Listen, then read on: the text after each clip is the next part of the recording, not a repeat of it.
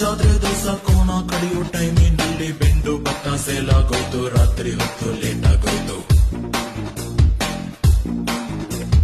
ಬೀದಿ ದೀಪ ಆಫ್ ಆಗೋಯ್ತು, ಮಾರಮ್ಮಂಗೂ ಬೋರಾಗೋಯ್ತು.